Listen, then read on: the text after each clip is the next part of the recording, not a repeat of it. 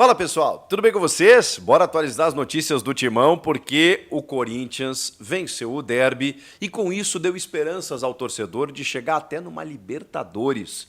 Será que já dá para olhar tão para cima assim? A gente vai fazer algumas contas aqui e vamos falar sobre isso. Para cima, o Corinthians está olhando para cima na tabela, né? Chegou até a 13ª posição na tabela e com isso começou a não olhar mais para a ponta de baixo da tabela, e sim para as posições superiores. Claro que é um momento que diz isso, né? Não é apenas uma condição de tabela. A gente está falando de 3 vitórias consecutivas. Atlético Paranaense metendo 5 nos caras, né? Um 5-2. Depois 1-0 no Cuiabá, um jogo difícil, num calor, fora de casa, um inimigo direto. E depois, especialmente, essa vitória diante do Palmeiras, 2-0 no derby contra um adversário que disputava ou disputa o título brasileiro. Então, é por isso que faz o torcedor e o próprio clube, nesse momento, acreditar em coisas maiores. Eu sempre disse para vocês aqui que o primeiro passo era escapar. Mesmo que matematicamente isso ainda não tenha acontecido, a vitória contra o Palmeiras ela encaminha por tudo. Pelo adversário, pelo momento, pela pontuação, pelo desempenho, pela moral. Então, assim, encaminha. Encaminha porque tem 6 jogos agora e 6 pontos de repente para conquistar e escapar de vez, 5 talvez, nesse momento. Ficando fora do Z4, dá para olhar para uma vaga na Sul-Americana, o que seria fantástico porque aí a gente está falando de calendário. O Corinthians está fora da Copa do Brasil no ano que vem, então teria apenas o brasileiro. Tendo a Sul-Americana, beleza, você tem uma competição continental, você tem um calendário para disputar, você tem uma possibilidade de título que bateu na trave de novo, né, por 2 anos seguidos, pode ser que o Corinthians conquiste mais uma vez, lindo. A Libertadores, ela matematicamente ainda é possível, eu já vou falar para você sobre isso, ela também interfere em outras coisas, né? Porque, obviamente, a gente está falando de uma competição mais valorizada e que automaticamente dá a vaga na Copa do Brasil. Então, aí o Corinthians tem muito mais calendário ainda. Porém, é bom dizer que quando falamos Libertadores, estamos falando em pré-Libertadores. Fase de grupos, esqueçam. Aí a gente está falando dos 4 ou 6 primeiros colocados, dependendo do que acontecer, e no mínimo hoje, né, o quarto colocado, por exemplo, tem 56 pontos. O Corinthians tem 39, gente. Perdão, 38. O Corinthians tem 38 pontos. Então, assim, eu sou ruim de conta, tá? Mas vamos lá. São 16 pontos que separam o Corinthians do 6º colocado, que é o São Paulo. Então, não. Fase de grupos não é uma realidade. Quando a gente fala em Libertadores, estamos falando em pré-Libertadores, que é um termo que a gente meio que utiliza, né? Das primeiras fases, as fases eliminatórias. E isso é legal, mas é um problema também. Porque você tem 2 fases eliminatórias antes de chegar na fase de grupos. Então, você já tem 2 decisões. Em fevereiro, no meio do Campeonato Paulista, da pré-temporada, em que as coisas ainda estão se acomodando, provavelmente de um novo trabalho técnico que vai estar rolando, e você já tem 2 decisões.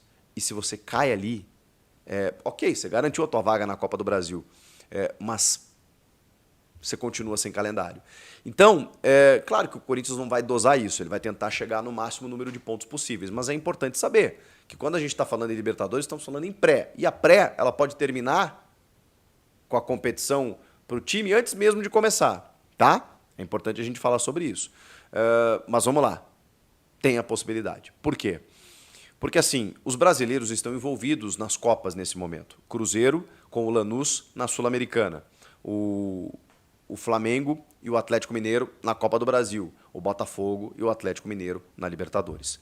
Caso de Botafogo na Libertadores, de Flamengo na Copa do Brasil, e já abriu 3-1 no jogo de ida, e o Cruzeiro vença a Sul-Americana, nós estamos falando de um G9 para a Libertadores. Sim, estamos falando de 9 vagas via Campeonato Brasileiro, sendo 6 delas diretas para a fase de grupos e outras 3 para pré-Libertadores, 7º, 8º e o 9º. Sendo G9, por quê? Porque aí o Cruzeiro, que hoje inclusive, é o oitavo colocado, por exemplo, né? Claro, mantendo essas posições aqui, tá? O Cruzeiro hoje, que é o oitavo colocado, por exemplo, ele abriria mais uma vaga, porque ele teria a sua vaga garantida na Libertadores do ano que vem, via Sul-Americana, e ele abriria mais uma vaga. Então, o nono colocado hoje, que seria o Vasco da Gama, estaria indo para a pré-Libertadores. O Vasco hoje tem 43 pontos, o Corinthians 38. Aí nós estamos falando de 5 pontinhos. Tem muita coisa para desenrolar até o final da competição, mas hoje nós entramos numa seara totalmente possível. Pelo desempenho do Corinthians, pelo momento do time, por uma reta final em que as coisas estão se acomodando, tem clube caindo, tem clube subindo. Então, é possível. É possível sim. Dá para sonhar sim. Vai ser legal? Por tudo isso que eu falei, pô, mas aí cai numa pré, daqui a pouco... Não sei. Mas que a Libertadores muda tudo, especialmente por dar a vaga na Copa do Brasil. E aí tem outra coisa, né? O Corinthians ganha mais chances, né? Porque ele consegue a classificação para uma fase de grupos. Aí ele entra na fase de grupos, ele passa pelas... Aí ele fica em terceiro na fase de grupos e não se classifica para as oitavas de final. Ele vai para a Sul-Americana. Então, assim, ele ganha mais possibilidades. Chegando numa pré-Libertadores, você pode entrar na fase de grupos, você pode daqui a pouco seguir oitavas e seguir a sua vida na Libertadores. Se você for eliminado, tem a Sul-Americana, você vai disputar a Copa do Brasil. Então, são mais possibilidades. É óbvio, o Corinthians vai tentar fazer o máximo que ele conseguir e o horizonte já mudou bastante. Acho que essa é a principal notícia em termos de desempenho, em termos de performance, expectativa, tudo isso mudou. Inclusive, o clima do pós-jogo, né? Estamos aqui também falando sobre o day after, depois de uma vitória no derby. Com, obviamente, muita festa, muita tranquilidade. Ramon e Emiliano Dias foram para a entrevista de uma forma muito mais leve. Eles confiam no trabalho, revelaram que recusaram uma proposta, né, da seleção da Arábia Saudita, que era a proposta da vida dos dois. Claro, nesse momento eles estão sentindo a pressão, estão sensibilizando também o torcedor por conta disso. Até onde eu sei, isso não vai fazer a menor diferença na permanência ou não deles. As reclamações e o descontentamento do elenco seguem com o trabalho dos dois, mas o que acontece nesse momento? A vitória não é que ela mascara, não é que o resultado mascara tudo, ou um ambiente que não está legal, mas ele ameniza, né? Porque o jogador ele também defende aquilo que é a própria honra. O fato de jogar no Corinthians, de querer dar certo, de agradar o torcedor, poxa vida, de representar o clube. Então eles não estão pensando, quando a gente fala assim, pô, o jogador não derruba técnico. Às vezes o que acontece, como muitas vezes a gente já viu, é o jogador não comprar mais a ideia do treinador, é você ter uma displicência maior dentro do campo, porque isso acaba interferindo. E não é o que a gente está vendo, porque esses jogadores, apesar de, e eu continuo com essa informação de bastidor de que muitos ali não estão comprando mais a do Ramon, mas eles estão jogando por eles, pelo clube, para colocar o clube numa condição legal e independentemente do que vai acontecer com o técnico, a temporada está terminando. Então a definição vai acontecer ao final do ano. Pode ser que o Augusto chegue e pense assim, não, eu acho que eu vou renovar com o Ramon ou continuar, porque ele tem contrato até o fim do ano que vem.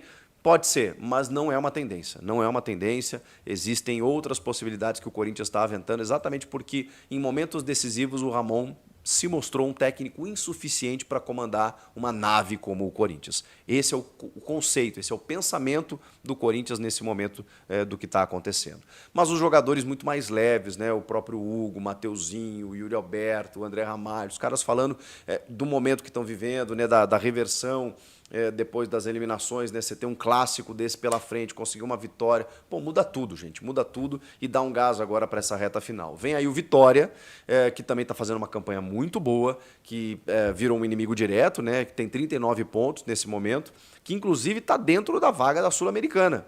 Hoje é G12, né? Em termos de Sula, né? Pode ser que seja G14, mas a gente está falando primeiro de um G12 e confronto direto. Corinthians vencendo o Vitória fora de casa, passa o Vitória, passa Grêmio, passa até, chega no Atlético Mineiro e iguala em número de vitórias, aí vai depender do saldo aí.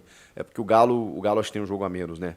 Contra o Atlético Paranaense. Não jogou nessa rodada ainda e ainda tem um jogo a menos. Então ele tem 2 jogos a menos nesse momento. Mas aí já começa a olhar, né, para a parte de cima da tabela.